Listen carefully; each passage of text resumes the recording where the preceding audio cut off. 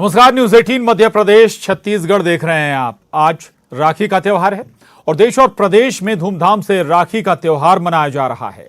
रक्षाबंधन के मौके पर प्रदेश के मुख्यमंत्री शिवराज सिंह चौहान ने बच्चियों से राखी बंधवाई और बहनों और बेटियों की सुरक्षा का संकल्प भी लिया। तो आज रक्षाबंधन के इस खास मौके पर मुख्यमंत्री शिवराज सिंह चौहान ने भी रक्षाबंधन का त्योहार मनाया, बच्चियों और बहनों से राखी बंधवाकर।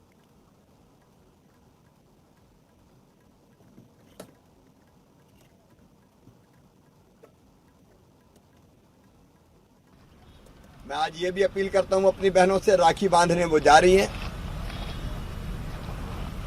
लेकिन आज सबसे बड़ा सुरक्षा बंधन है और सुरक्षा कवच है वैक्सीनेशन, टीकाकरण। अगर भाई ने टीका नहीं लगवाया तो राखी बांध के भाई से वचन ले लेना कि तुम टीका स्वयं भी लगवाओ और अपने परिवार को भी लगवाओ। और भाई का भी एक कर्तव्य है, वो अपनी बहन से ये आग्रह करे कि वो टीका जरूर लगवाए अगर नहीं लगवाया हो तो। और बहन विवाहित है तो ससुराल पक्ष के सब लोग भी टीका लगवाएं। और भाई बहन के प्यार का त्योहार रक्षाबंधन की शुरुआत उज्जैन में महाकाल मंदिर से हुई। सुबह 4 बजे भस्म आरती के बाद महाकाल मंदिर की पुजारी परिवार की महिलाओं ने बाबा महाकाल को राखी अर्पित की। इस मौके पर महाकाल को 21,000 लड्डुओं का भोग भी लगाया गया।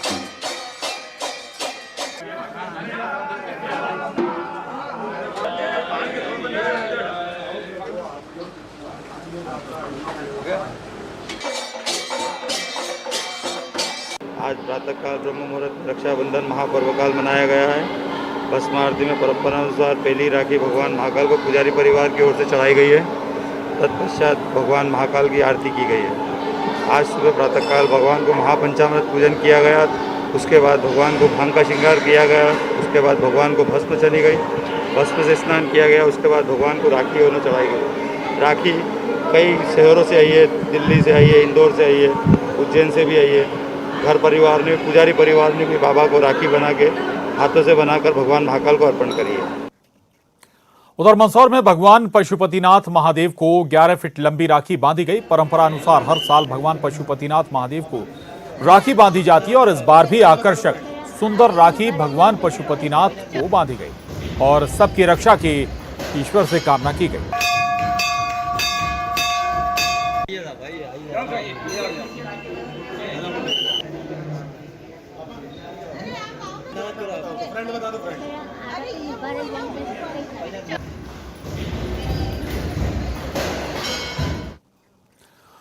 इधर रक्षाबंधन के मौके पर इंदौर के विश्व प्रसिद्ध खजराना गणेश मंदिर को अष्ट धातु से बनी राखी बांधी गई और इस खास राखी को 3 महीने की लगातार मेहनत के बाद 15 लोगों ने तैयार किया था। 40 गुना 40 इंच की राखी को बनाने के लिए महाराष्ट्र और गुजरात से नगीने और रेशम के धागे लाए गए थे। राखी के जरिए इस बार ये संदेश खजराना के गणपति मंदिर से दिया जा रहा है कि चिंता नहीं, मैं हूं ना का दिया जा रहा संदेश।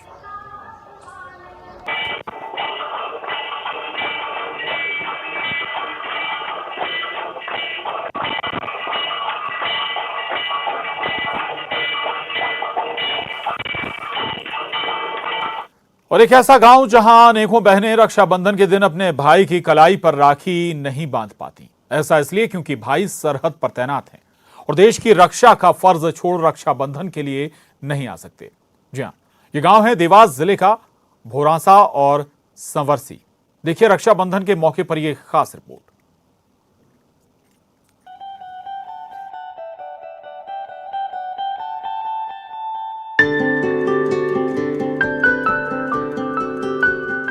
देश की रक्षा के लिए सीमा पर तैनात वीर भाइयों की कलाई सूनी न रहे, इसीलिए बहनों ने डाक से राखी भेजी है।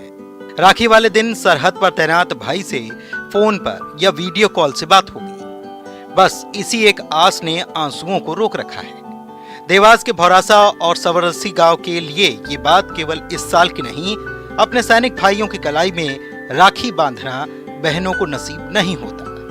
रक्षाबंधन पर भाई की कलाई में राखी न बांधने की तकलीफ भले ही इस गांव की बहनों को हो, लेकिन इसी बात से इस गांव की बहनों को गर्व भी है गांव में देश सेवा के लिए ऐसा जुनून है कि हर घर से कोई न कोई फौज में है।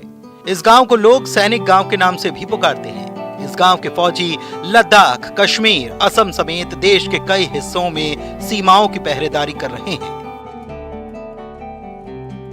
मेरे भैया पिछले 4-5 सालों से राखी पे नहीं है हमारे साथ। मुझे गर्व है उन पे कि वो देश की सेवा करते हैं, पर मुझे दुख भी है कि वो हमारे साथ राखी पे इस साल भी नहीं है।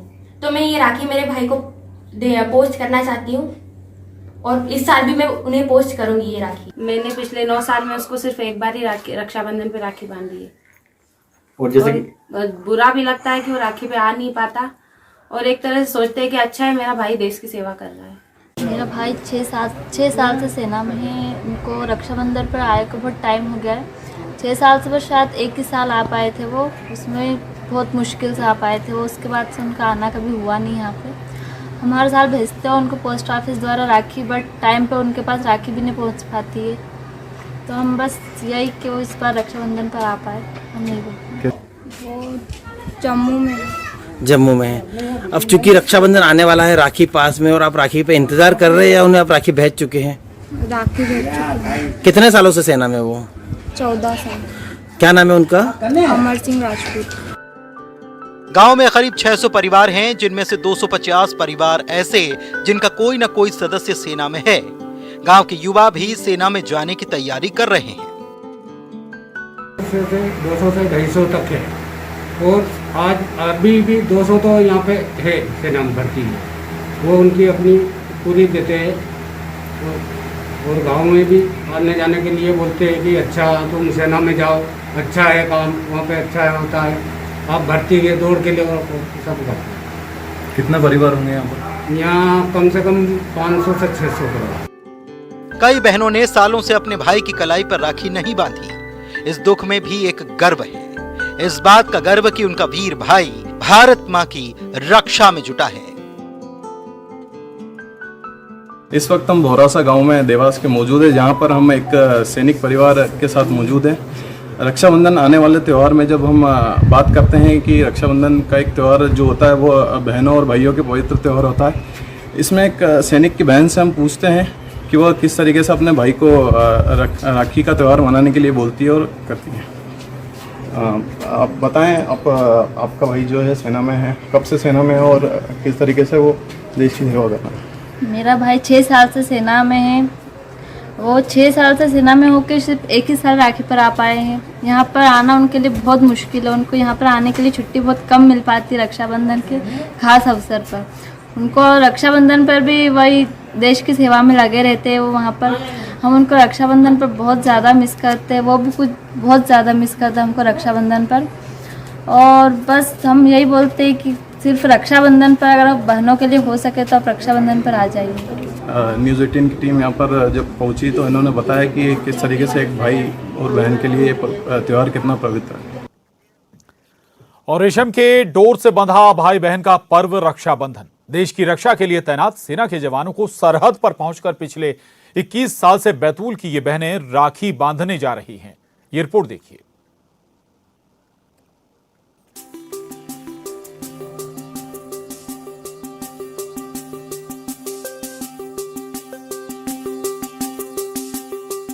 बैतूल की ये बहनें अपने घरों में पिछले 2 महीने से लगातार राखियां बना रही हैं। 1, 2, 3, 4 नहीं बल्कि 21,000 राखियां। इस बार 21वां साल है और 21,000 राखियां बनाई जा रही हैं ताकि सरहद पर तैनात किसी भी जवान की कलाई सूनी न रहे। देश की 21 सीमाओं पर पिछले 21 साल से ये बहनें लगातार राखियां भेज रही हैं।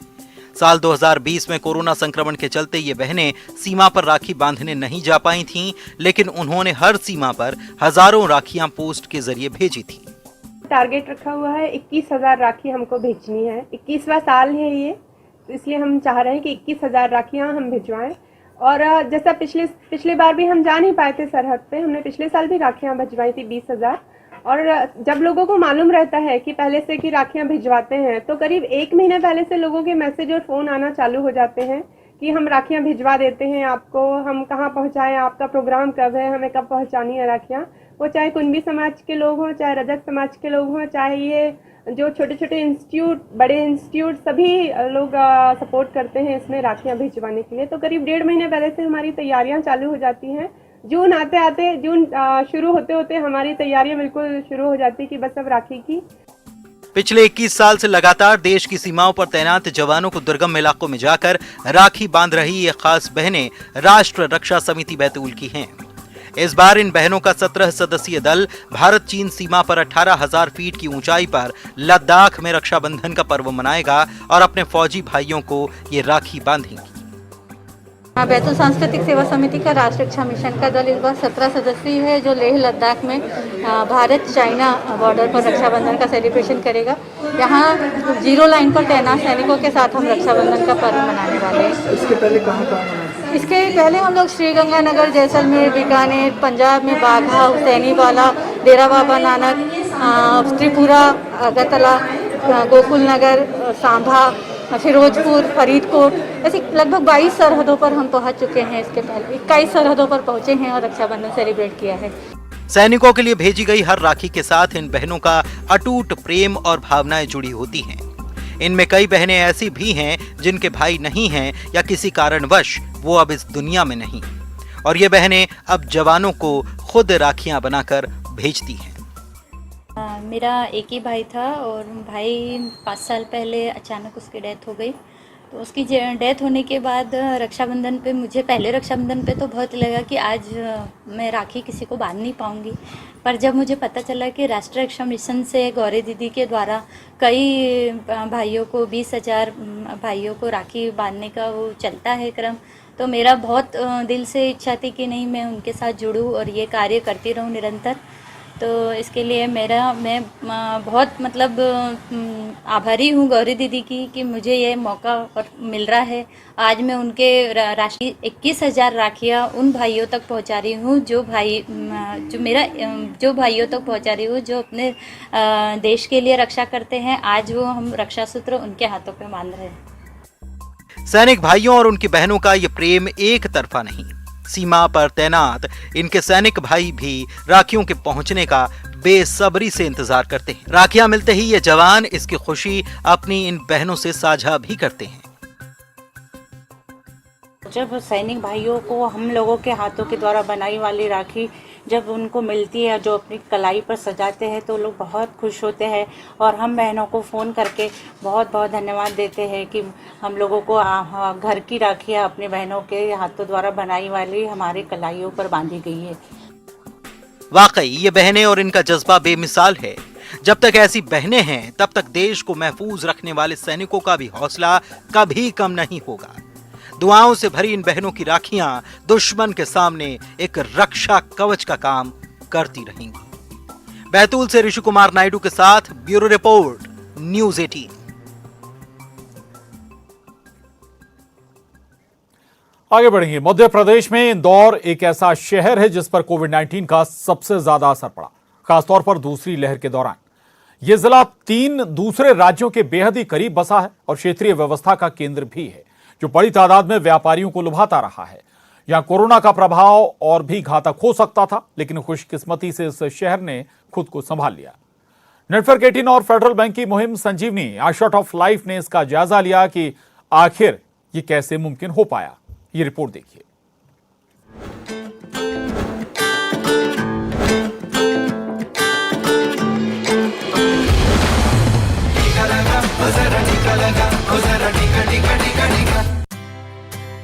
इंदौर 30 लाख की आबादी वाली ऐसी जगह जहां कई संस्कृतियों का मिलन होता है। यहां हर चौक और चौराहों पर आपको टीका लगवाने को लेकर विज्ञापन देखने को मिल जाएंगे। This is one of the toughest because all the campaigns were restricted to under 5 population children or pregnant women. But this first time we are facing 18 plus age group. It's a huge.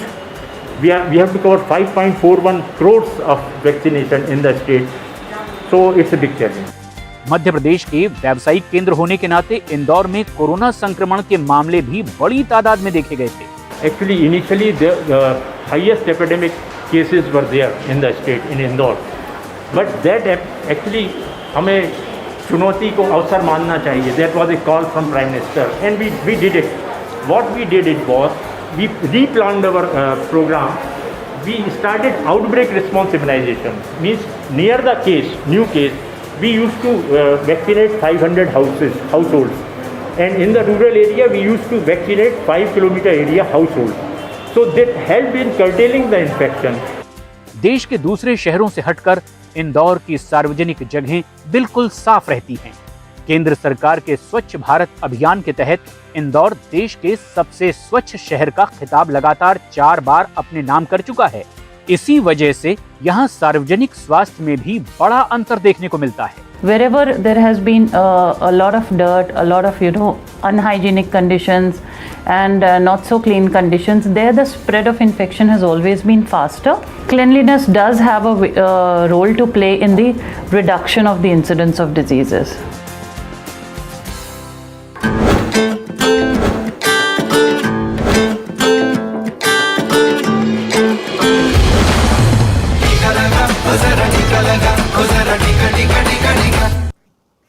Break बाद अगली खबर का रुख करेंगे। मुख्यमंत्री ने vaccination पर बोलते हुए कहा है कि मध्य प्रदेश में अब तक 60% लोगों को पहला डोज लग चुका है, जबकि 12% लोगों ने अब तक दूसरा डोज लगवाया है। ऐसे में सीएम ने अपनी अपील करते हुए लोगों से कहा है कि ये लापरवाही भारी पड़ सकती है, क्योंकि ऐसे में पहले डोज का असर नहीं होगा, इसलिए लोग जल्द से जल्द दूसरा डोज भी लगवाएं। सीएम ने कहा कि 25 और 26 अगस्त को महावैक्सीनेशन अभियान चलाया जाएगा।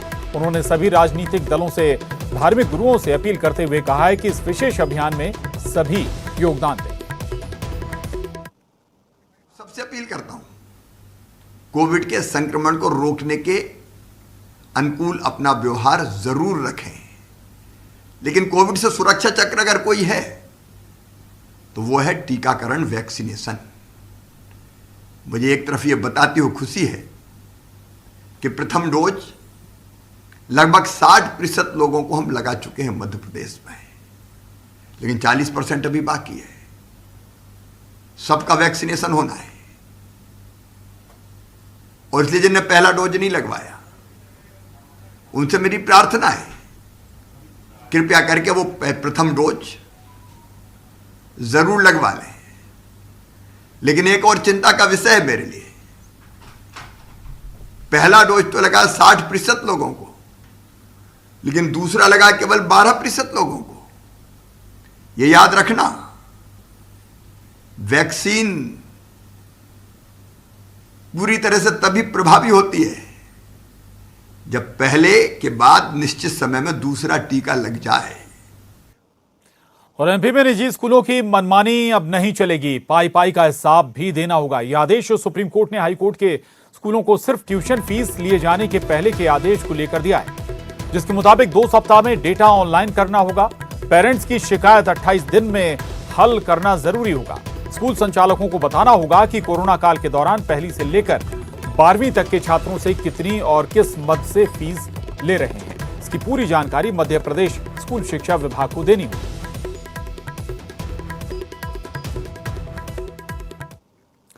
और एमपी में फिलहाल आसमानी आफत से राहत नहीं मिलने वाली, क्योंकि मौसम विभाग ने भारी बारिश को लेकर अलर्ट जारी किया। धार, रतलाम, उज्जैन और देवास में झमाझम बारिश हो सकती है, तो वहीं 13 जिलों में बदरा बरसेंगी। इंदौर, भोपाल, ग्वालियर, चंबल संभाग में भी रिमझिम बारिश हो सकती है।